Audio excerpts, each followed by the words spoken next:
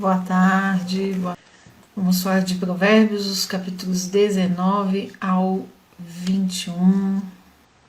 E hoje tem ricos conselhos aqui de Provérbios, mas tem alguns que eu particularmente sempre apanho um pouquinho. Mas a correção de Deus, né? A correção que vem de Deus é uma correção boa, porque sabemos que o pai que ama os filhos corrige. Então, se estamos sendo corrigidos ou se eu estou sendo corrigida por Deus, é porque eu sei mais do que qualquer coisa que Ele me ama. Amém? Então, vamos lá no 19.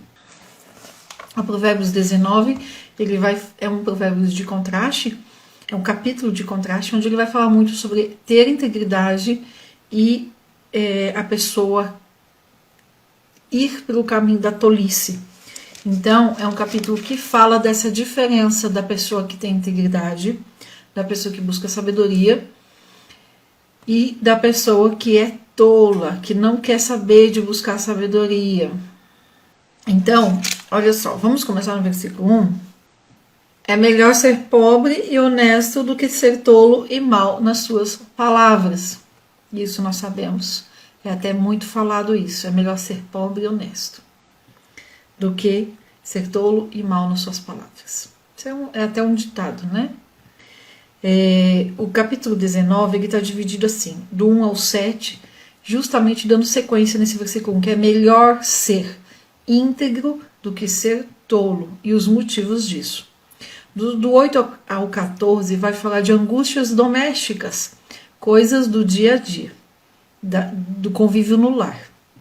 Do 15 ao 29, verdades da sabedoria. Então vamos ler? Eu já li o 1, eu quero ler o 11. O 11. O bom senso torna o homem paciente com as outras pessoas. A sua grandeza é perdoar o ofensor. Uma coisa que eu sempre falo, que eu aprendi e que fez muito sentido para mim, eu aprendi em Provérbios, essa história que eu sempre falo, né, de se colocar no lugar do sujeito. Então, muitas vezes, né, o bom senso torna o homem paciente com as outras pessoas. Muitas vezes nós estamos impacientes, né? Muitas mães sem paciência com os filhos, muitas mulheres sem paciência com seus maridos, por conta de ficar autorreferente, né? Centrada em si mesmo. Então, aqui fala, o bom senso torna o homem paciente com as outras pessoas. E, de uma forma geral, em Provérbios, nós aprendemos a nos colocar no lugar do outro. Entender o outro lado. Por que ele está desse jeito? Por que eu estou impaciente com ele? É porque ele está frustrando as minhas expectativas? É porque a criança, minha filha, não está fazendo do jeito que eu havia imaginado? É por isso que eu estou impaciente com ela? Porque ela está me deixando frustrada? Mas eu tenho que inverter isso e olhar no lugar dela. Ter a paciência de me colocar no lugar dela. Será que ela não está passando por um período, por um pico de desenvolvimento, um período de adaptação? Quem tem filhos mais velhos, quem tem filhos casados. Será que não está passando por um período de preocupação com o trabalho, de permanência no trabalho? Alguma coisa. Crianças que estão estudando, ano passado e esse ano, gente, é uma revolução. A situação que está... Uma revolução não de avanço, mas de problemas. Porque um dia tem aula, no outro não tem. Agora a Helena está numa situação de uma semana tem aula 4 dias. O 5º dia que der na sexta é aula virtual. Na outra semana não tem aula presencial nem virtual. São atividades que a mãe vai aplicar em casa com o aluno. Então, assim, será que eu, estando impaciente com ela, eu estou sendo impaciente porque ela está me frustrando? Eu estou sendo impaciente porque eu não estou sabendo lidar com a situação que ela está. Então a Bíblia nos ensina a justificar o outro, a nos colocar no lugar do outro sempre. É difícil e dependendo da personalidade da pessoa, a gente acaba falando demais, né? Ou até esbravejando, gritando. Então assim, nós precisamos aprender isso. E aí nós muitas vezes estamos transmitindo mais estresse ainda, estamos nos estressando porque está passando da nossa expectativa, não é do nosso limite não, é da nossa expectativa. Que a gente aprende na Bíblia? Que tudo isso são exercícios que nós devemos fazer. Eu sempre falo assim, né? Nas aulas que eu dou, enfim, não vai aparecer um anjo, acho que até aqui eu já tenho falado, né? Não vai aparecer um anjo na nossa frente e dizendo, ó, toma dose de paciência. Não, tudo é exercício, tudo é aprendizado, é renovar nossa mente. Mas no momento que nós tomamos consciência de que não se deve fazer isso, a gente consegue, a partir da tomada de consciência, pensar melhor e exercitar. Então, assim, se eu vejo que eu estou muito nervosa, muito agitada, que eu vou gritar, que eu vou falar coisa que eu não devo, foge pro banheiro, vai lá pro banheiro, mesmo que não tenha vontade de ir, vai e fecha o banheiro, em 2 minutos lá, sabe? Lava o rosto, ou então ora. Vai lá, Senhor, me ajuda, tira isso. Pense que o sacrifício de Jesus não foi em vão. Ele quer que nós sejamos mães e pais e esposas e esposos que reflitam, né? Ele quer que que o mundo, que as pessoas vejam em nós o amor de Deus. E o amor de Deus de nós para os nossos filhos. A Bíblia nos ensina que nós temos que amar o nosso marido, os nossos filhos, com gentileza, com cuidado, com aconchego. Então, é um exercício. Tem algumas pessoas que é mais fácil, outras é mais difícil.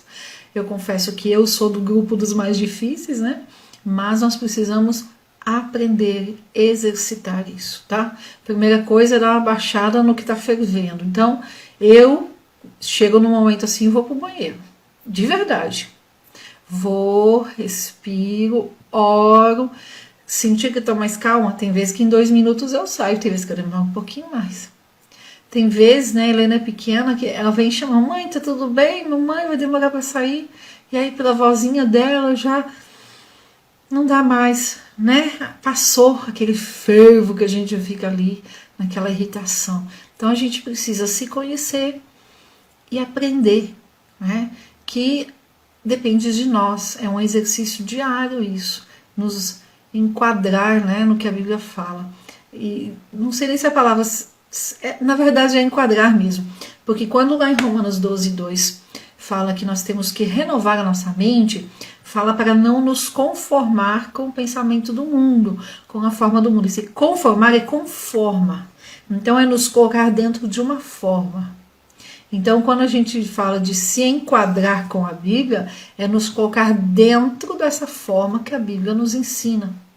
E isso é a começar, né, do que sai, o falar, porque a boca fala do que o coração está cheio. Então, nós precisamos cuidar muito das nossas expectativas. Muitas vezes, nós criamos expectativas muito altas em relação à nossa família, aos nossos amigos, aos nossos filhos, ao marido, porque estamos alimentando essa expectativa com coisas que não são de Deus, com filmes, com seriados, com a vida dos outros, com as redes sociais. A gente olha a filha de alguém, olha o marido de alguém e alimenta de forma inconsciente na maioria das vezes. Por isso, quando eu vou falar lá de Romanos 12, vou falar muito sobre isso, né? O que entra na nossa mente. Tá bom? Mas isso lá em Romanos 12, né? É 19:13. Vamos lá. Grande miséria para o pai ou filho insensato, e um gotejar contínuo às contenções da mulher. Vamos imaginar então? Vamos entender o que é esse contenções? O filho tolo é a tristeza de seu pai, e a esposa que vive discutindo é como uma torneira pingando o dia inteiro. Então, esse versículo 13, gotejar contínuo, vai dormir à noite. Não, faz o teste, vai dormir à noite, ou limpa a cozinha, deixa assim, né, plim plim, digna de uma foto, né? E deixa a torneira pingando e vai dormir, ou vai assistir alguma coisa, vai ler com aquela goteira pingando, para você ver quanto tempo você aguenta até levantar e ir lá e fechar a torneira. Esse gotejar contínuo é uma torneira que fica pingando sem parar, é isso que significa no hebraico, tá? Como água que pinga sem parar, isso mesmo. Então, gente, faz o teste, né? Faz o teste. Deixa a torneira pingando e sai. Vai lá fazer alguma coisa, mas que você escute o goteiro. Veja quanto tempo que você aguenta ouvir a torneira pingando. Você ir lá e fechar e apertar aquela torneira. E aí, faça uma comparação, né? Quem é assim, né? Ou quem já foi assim, veja o quanto que você aguenta a torneira pingando, quanto tempo, 1 minuto, 10 minutos, 1 hora, 2 horas, um dia inteiro, e o quanto o seu marido, né, de quem é assim, aguenta. Quanto o marido aguenta a esposa que é desse jeito. Só pra gente ver o tamanho da paciência desse marido. Então, gente, é aquilo que eu sempre falo. É nos colocar no lugar do sujeito. Então, assim, eu estou sendo essa esposa? Quanto que sai da minha boca? Quanto que eu falo? Como é que é a minha fala? Né? São vários sinônimos aí. Teve briguenta. Teve aqui na minha, nessa aqui que eu estou usando hoje, discutindo. A esposa que vive discutindo. Briguenta, discutindo, reclamando, né? Teve um aqui que é reclamando. Então, muitas vezes a gente não está brigando no sentido que nós conhecemos de brigar. Pode ser que a gente não esteja discutindo o tempo inteiro, argumentando, mas a gente fica ali falando. Agora é assim, né? Para casais, um é assim e o outro não. Deus não restaura o casamento. Casamento é uma aliança, um contrato. Deus não restaura o casamento. Deus restaura pessoas. Então, num casamento, muitas vezes não é possível os dois não estão ali na mesma sintonia, no mesmo ponto espiritual. Pode ser que você esteja aqui hoje ouvindo e aprendendo, e seu marido nem abra a Bíblia para ler nada, né? Tá aí meio morno, meio mais para frio. Não importa. Deus, ele não vai restaurar o casamento. Deus restaura as pessoas do casamento. Então, busque você a mudança, né? No caso aí, o marido, que é esse faz o papel dessa mulher que fica brigando o tempo inteiro. A mulher que é mais quieta, faça você o seu papel. Vai orar, vai buscar em Deus. Pedro fala muito do que a mulher deve fazer, né? De como deve ser o comportamento da mulher de um marido assim. E comece por você. Peça, ore para Deus restaurar você no papel que Ele quer dentro do seu casamento. Pode ser que demore 1 semana, 1 mês, 1 ano ou até 10 anos, mas acontece a mudança de lá, porque a mudança de Deus em você vai refletir nele, mas é a mudança que Deus vai fazer no seu coração e não a mudança que você vai fazer na sua própria força, porque é diferente, entende? Quando Deus muda, transforma o nosso coração, nós mudamos de uma forma definitiva. Quando nós vamos à nossa própria força, a mudança é provisória, é temporária. Lembra quando eu expliquei já sobre isso, falando sobre remorso e arrependimento? Então, quando eu for eu tento ser paciente, eu tento não reclamar, eu não vou conseguir. Vai durar algumas horas, alguns minutos ou uns dias e vai voltar ao que eu era. Mas quando Deus me muda, aí é definitivo. Então, mude você e deixe que depois a mudança em você vai refletir nele. Então, vimos o 13? Aí agora olha o 14. Vamos ver o 14? Os pais podem deixar para o filho casas e uma grande riqueza, mas uma esposa amorosa e sensata só o Senhor pode dar. E aí, né, quem se enquadra no 13, vamos buscar em Deus para sermos transformadas na mulher do 14, do versículo 14. Deus, né? Então, assim, o homem, os pais, eles podem até conseguir riquezas, casas, bens, estudo, faculdade para os filhos. Mas uma esposa amorosa, uma esposa virtuosa, somente Deus pode dar. Porque o homem, ele vê o exterior e Deus vê o coração. Deus vê a intenção do coração, né? Deus vê o que vai lá dentro. Amém? Então, quem se enquadra na mulher do 13, ora, busca para se transformar numa esposa amorosa e sensata. Como é que está aqui no 14? A casa e a fazenda são a herança dos pais, mas do Senhor vem a mulher prudente. Versículo 18, ele fala o seguinte, né? 19 e 18. Castiga teu filho enquanto há esperança, mas para o matar não alçarás a tua alma. Muita gente usa esse versículo como justificativa para bater nos filhos. Eu não quero entrar aqui no mérito se pode bater, se não pode. A Bíblia dá esse respaldo para bater. Mas eu não quero entrar aqui nesse ponto, que não dá tempo. Tem que ser uma live só para falar sobre isso. Mas veja bem, a palavra castigar, que está aqui, que está na maioria das Bíblias, vem do hebraico yazar, que significa punir, repreender, corrigir, instruir e admoestar. E a Bíblia, ela nos ensina um estilo de vida, que é o estilo de vida de filhos de Deus, filhos adotados por amor. A linguagem que Deus nos ensina a falar com todo mundo, a Bíblia, então, ela nos dá o respaldo para bater nos filhos? Dá. Só que as pessoas usam esse versículo 18 para simplesmente ir bater. E não é isso que a Bíblia ensina, tá? A Bíblia ensina um método de educação, de ensino dos filhos.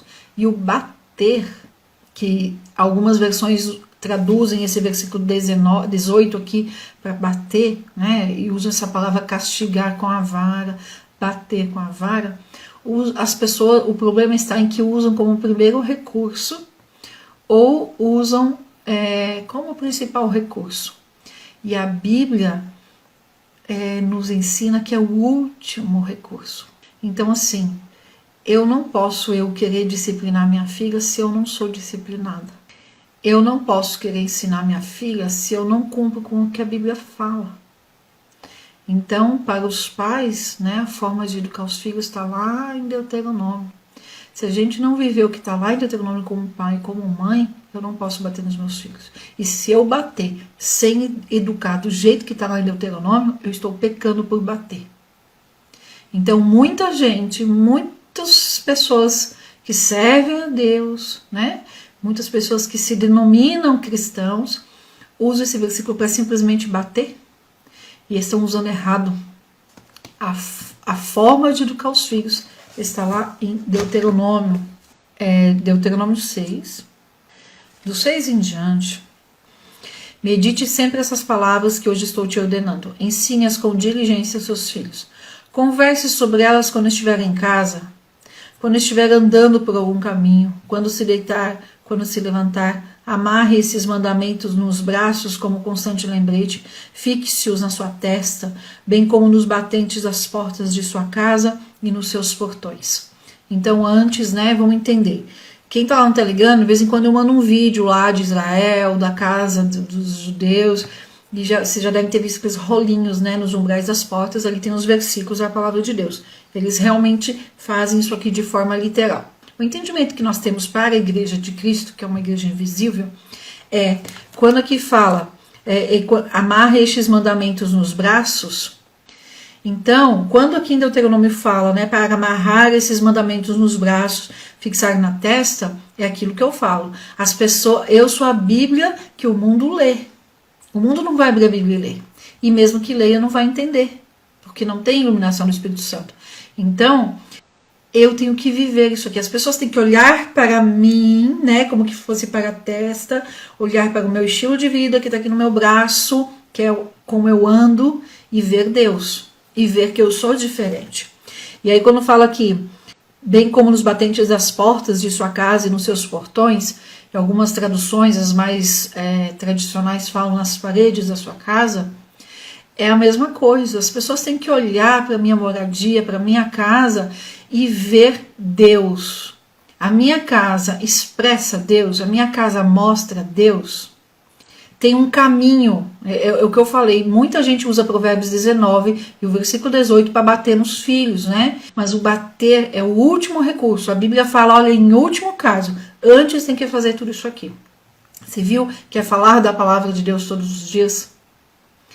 É muito difícil, gente. É difícil, mas é possível se a palavra de Deus ela não tem que entrar só na nossa cabeça, né? Ela precisa fazer morada no nosso coração. E a gente precisa viver. Eu não vou conseguir educar minha filha bem nos caminhos do Senhor se eu não viver nos caminhos do Senhor. Muita gente usa esse versículo para bater como o primeiro recurso. E a Bíblia nos ensina que é o último recurso, tá? Não dá tempo, na live de hoje não é sobre disciplina dos filhos, né? É Provérbios 19 ao 21, mas vamos aí passear pela Bíblia, aprender e entender. Eu não posso disciplinar os meus filhos se eu não sou disciplinada nos caminhos do Senhor antes. Eu não posso exigir deles uma coisa que eu não faço, tá? Por exemplo, né? Será que a minha filha vê Deus em mim como dona de casa? Deus é um Deus ordenado. Deus é um Deus de ordem. Deus é um Deus organizado. Deus é um Deus de rotina. Eu falei que outro dia sobre o nascer do sol e o pôr do sol. É rotina que Deus colocou na natureza. Eu sou essa pessoa. Eu sou essa pessoa que reflito um Deus organizado, um Deus de ordem, um Deus de disciplina, um Deus de cuidado? Ou, né, como é que estão as coisas que eu sou responsável? E nós estamos tendo acesso à palavra de Deus. Agora eu leio, eu sei, eu conheço, eu estou entendendo. Então eu preciso me atentar. Chame seus filhos, faça um culto doméstico com eles e conte uma história, resuma alguma coisa e fale, olha, a Bíblia ensina que a palavra do papai e a palavra da mamãe precisa ser obedecida na primeira vez. Vocês precisam obedecer na primeira vez. Comece a falar isso. Eu falo isso para Helena desde que ela estava na barriga, né? Então ela sabe de cor isso. Quantas vezes que a mamãe precisa falar? Uma vez. Falou mais de uma. Aqui em casa a regra é assim. Falou mais, precisei falar 2 vezes, perde o direito de alguma coisa. Ou algum brinquedo que ela está gostando muito de brincar no dia, ou se ela ia no parquinho ela não vai mais, se ela ia andar de bicicleta na rua não vai mais, ela perde o direito. A Helena, a gente fala aqui em casa que ela é uma mini Janaína. E eu vejo muito de mim nela. Então, eu falo para ela, filha, todo mundo fala que você é parecida comigo, então não vamos sofrer igual a mãe sofreu para aprender as coisas. Tem coisa que a mamãe está aprendendo agora, depois dos 40. Vamos você aprender com 4, com 5? Aí a gente está sempre lendo a Bíblia, explicando, e ela assim, ela já entendeu. Sim, sim, não, não, falar uma vez só, né? Vamos em frente, gente? Deixa eu só ver aqui no 19, porque eu marquei 2 versículos aqui, eu não sei se eu li. É importante nós lermos aqui no 19 ainda, o 21, o 20 e o 21. Preste sempre atenção nos conselhos e aceite os ensinos, e você se tornará sábio. O homem sonha e faz planos, mas é o Senhor que realiza a sua vontade. Nós falamos sobre isso, né, em outra live de Provérbios. Planeje com Deus junto. O que se deseja ver no homem é amor constante. Então, seja bondoso e verdadeiro, e os outros não darão atenção para o fato de você ser pobre. Ou seja, né, seja uma pessoa amorosa. Eu sempre falo, nós devemos ler Provérbios nos colocando no lugar do sujeito e não no lugar que olha para os outros para ver onde os outros se encaixam. Se a gente continua olhando para os outros, a gente não muda. Então, nós precisamos ler e aplicar em nós. Então o 20, ele vai falar de 3 tipos de pessoa para nós evitarmos. Então quando nós lermos o capítulo 20, nós temos que nos colocar no sujeito e olhar assim, ó. Eu estou sendo essa pessoa que deve ser evitada? Entende? Será que as pessoas não estão me evitando porque eu estou agindo dessa forma? Bom, vamos lá. 3 tipos de pessoas para evitar em Provérbios 20. Primeira pessoa, o que ama a bebida alcoólica. Vamos ler? 20, versículo 1. O vinho é zombador e a bebida fermentada provoca brigas, como são todos os homens que se entregam à bebida e acabam dominados por ela. A segunda pessoa, o que é preguiçoso, versículo 13. Não seja preguiçoso e dorminhoco, senão você acabará ficando pobre. Acorde, trabalhe e você terá o necessário para viver. A pessoa que é preguiçosa, ela tenta influenciar quem trabalha para que não faça mais nada. Fala, não, agora não, faz depois, não, deixa para depois, sabe? E a terceira pessoa que o Provérbios 20 fala para evitar é a pessoa briguenta. Vamos ver aqui o versículo 3. Dar fim a uma briga não é vergonha, é honra. Só os tolos fazem questão de brigar. Vamos aqui para 23. O Senhor detesta todo tipo de mentira e desonestidade. 24. É o Senhor quem dirige cada um dos nossos passos. Como poderia alguém conhecer o seu próprio caminho? 25. É uma armadilha fazer promessas a Deus e assumir compromissos com Ele, sem antes pensar nas consequências. 27. A consciência do homem é um farol que o Senhor colocou nele para revelar todos os pensamentos e emoções. E não existe travesseiro mais macio do que uma consciência tranquila.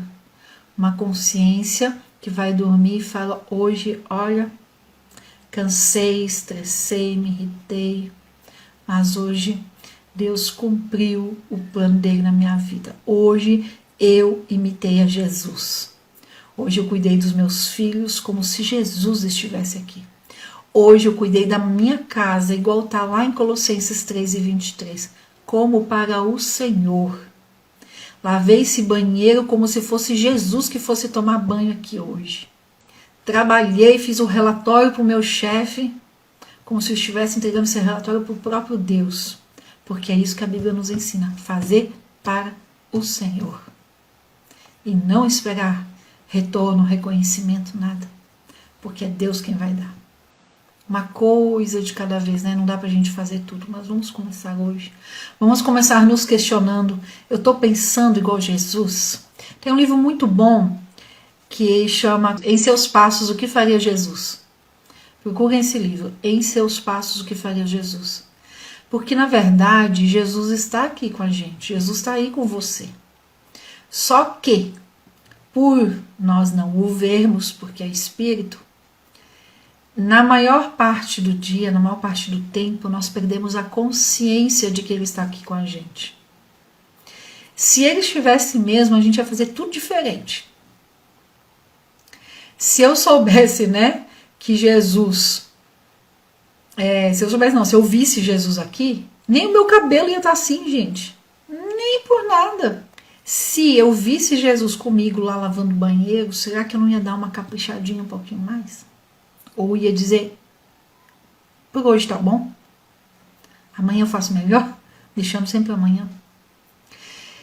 Sabe, será que se eu tivesse consciência, se Jesus estivesse aqui de corpo físico, carne e osso, será que eu ia passar tanto tempo olhando a rede social dos outros? Ou eu ia parar um pouquinho e ia ler a Bíblia? Eu ia falar assim, vou ler esse milagre que você fez aqui, Jesus.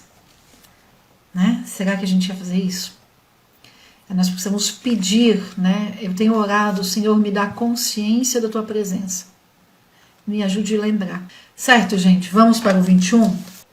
Peça, né, para Jesus, peça para Deus dar consciência de que Ele está conosco o tempo inteiro, te lembrar isso, que a gente vai agir diferente, a gente vai tratar os filhos diferente, a gente vai tratar o marido diferente, vai ser tudo diferente.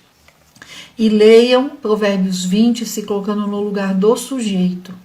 Será que eu sou essa pessoa que deve ser evitada? Será que as pessoas estão me evitando por causa que eu estou agindo desse jeito? E aí vamos para o 21. O 21 volta àquele assunto do planejamento, de planejar com Deus. O 21 do 1 ao 3 vai falar sobre o coração do rei. Do 4 ao 10, verdade. Aí do 4 até o 31 são verdades. São 3 conjuntos, aí 3 grupos de verdades sobre a sabedoria. Então vamos lá no 1. Para o Senhor conduzir o coração de um rei como dirigir a correnteza de um rio. Ele o dirige para onde quer. E quem escreveu isso foi Salomão, que era rei aqui. Então ele estava escrevendo dele mesmo. Há sempre uma maneira ou outra de justificarmos as nossas ações, mas o Senhor conhece os pensamentos e as intenções do coração. Raciocinar é aquilo que nós fazemos, normal. É o processo mental que nós temos. Raciocínio, tá? É pensar para chegar em alguma conclusão, em alguma decisão, em alguma coisa. Raciocínio. É o normal, todo mundo faz. Racionalizar é uma palavrinha que justamente está aqui nesse versículo 2. Racionalizar é quando eu procuro justificar a minha ação, a minha atitude. Então eu falo assim, eu perdi a paciência porque é o dia inteiro, não tá na escola, tá em casa, eu tô cansada, eu tô com muita coisa, então eu perdi a paciência. Eu tratei o marido assim porque ele também me tratou. Então eu estou racionalizando, eu estou justificando as minhas ações. Eu sei que a minha ação foi errada, mas eu não dou o braço a torcer de dizer errei, pequei, fiz o que não era para fazer, me perdoa. Eu não dou o braço a torcer, porque eu sou orgulhosa. Então eu viro e faço o quê? Eu racionalizo, eu justifico a minha ação, que é o que o versículo 2 está falando. Há sempre uma maneira ou outra de justificar as nossas ações. Mas olha o que o versículo fala, o Senhor conhece a intenção do meu coração. Então o Senhor sabe que eu errei, mas eu estou egoísta, orgulhosa, soberba, não quero dar o braço a torcer e dizer para a pessoa, errei, não devia ter gritado, não devia ter pedido a paciência, não devia ter reagido desse jeito, me perdoa. Deus sabe, Deus conhece. Ou seja, é para tomar cuidado, porque Deus sabe o que está aqui dentro. Eu li o versículo 2, vamos para o 4. Um olhar de desprezo e um coração orgulhoso são as marcas dos perversos. O zombador, ele tem esse coração orgulhoso e o olhar de desprezo. Esse olhar de desprezo é no sentido de que olha e se coloca numa condição de superior. Eu sou melhor que os outros. Então eu olho para os outros como que sendo pessoas inferiores. Eu olho com desprezo. O capítulo 21, ele fala muito sobre os planos, sobre o poder dos planos. E nós aprendemos na Bíblia que quando a gente planeja com Deus, seguindo, os preceitos de Deus, a orientação de Deus, nós planejamos para o sucesso. Nós vamos ser bem-sucedidos quando planejamos com Deus. No versículo 5, quem planeja e trabalha com dedicação terá fartura. Quem quer ficar rico da noite para o dia acaba na miséria. Quando eu entendi alguns versículos de Provérbios, quando Deus me deu entendimento, eu fiquei dias. A palavra é assim, embasbacada. Mas não era de, que legal, era, eu sou essa pessoa, sabe? Embasbacada de apavoramento, por me reconhecer no versículo. Graças a Deus, né? A gente recebe o conhecimento e aí ora para Deus nos ajudar a mudar e a colocar isso na prática. Vamos ver o 9? Capítulo 21 de Provérbios, versículo 9. Melhor é morar num canto de umas águas furtadas do que com uma mulher rixosa numa casa ampla. Leia o 9 e aí leia o 19.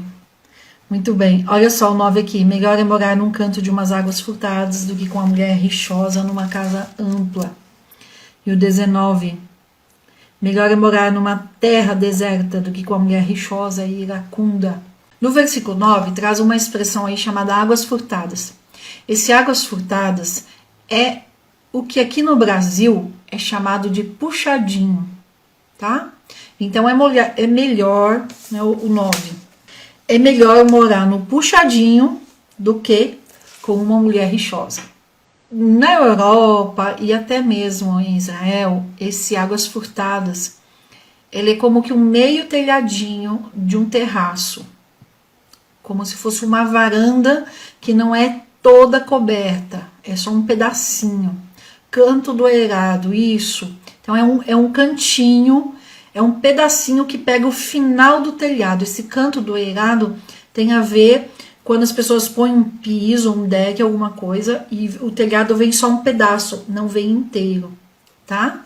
Ou seja, a pessoa fala que é melhor morar no puxadinho, que não tem parede, é só um telhadinho ali, ou seja, num terraço ali, no relento, no orvalho, pegando chuva, pegando vento, pegando frio, pegando tudo, do que dentro de casa. Do que dentro de casa com uma mulher rixosa, e a gente já viu lá no 19 o que é rixosa. Tá? Então é melhor estar no telhadinho, no puxadinho, no canto eirado, do que numa casa ampla. Aí olha só, vou ler aqui na minha o 19. É melhor morar numa terra seca e deserta do que numa casa boa com uma mulher briguenta e implicante. Aqui a minha já está sendo bem direta e está usando essa palavra implicante mesmo. Olha só, um exercício para essa questão da implicância, porque nós mulheres, principalmente, quem passa o dia em casa, ou seja, em home office, ou seja, do lar, como eu estou no momento, né? Eu me ocupo de ensinar a palavra de Deus, então eu dou aula em vários lugares, aula de teologia, aula ligada à Bíblia, ligada a Deus, mas eu não trabalho mais fora de forma profissional.